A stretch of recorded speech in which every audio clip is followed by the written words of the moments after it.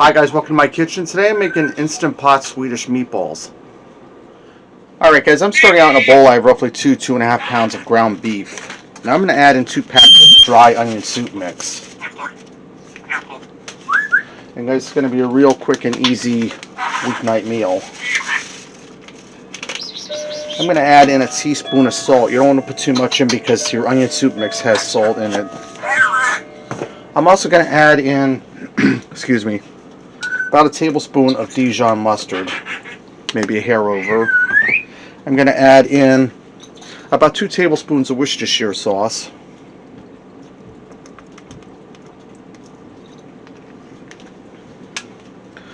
And I'm going to add in some breadcrumb. Now I'm using Italian seasoned breadcrumb.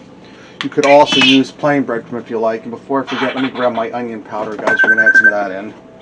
I'm going to add in about a teaspoon of onion powder. And now then breadcrumb. I'm going to go for about a half a cup of breadcrumb. And we're going to crack in 1 egg. Dexter, you're awful talkative, aren't you? Yes, you are. Now I'm going to get in here and get this all mixed together really well. Okay, now that I have my ground beef all mixed up, and I have my Instant Pot set on saute high and it's hot. Now I'm not going to add any oil in here. If you use a lean beef, this is a fatty beef, you might want to add a little bit of olive oil in the bottom.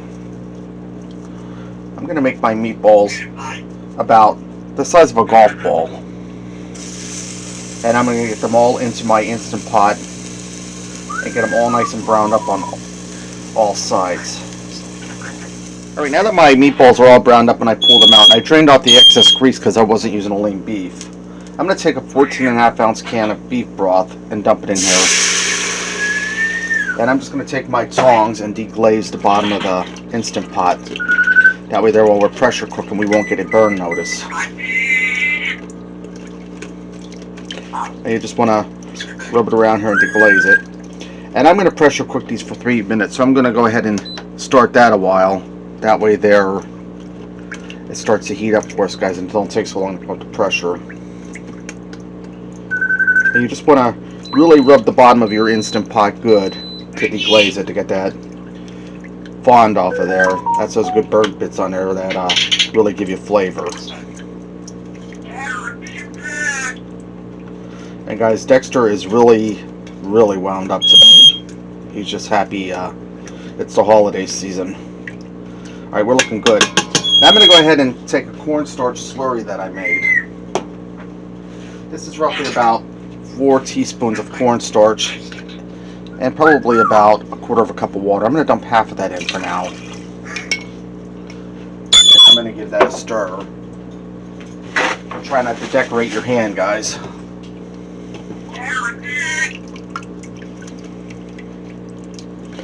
I'm going to go ahead and put all my meatballs back into the Instant Pot. Alright guys, now that I have all my meatballs in, that I've just set the pressure cook for 3 minutes, make sure I'm sealed. I'm going to let this pressure cook for 3 minutes. Once it comes up to pressure, then I'm going to do a quick release of the pressure.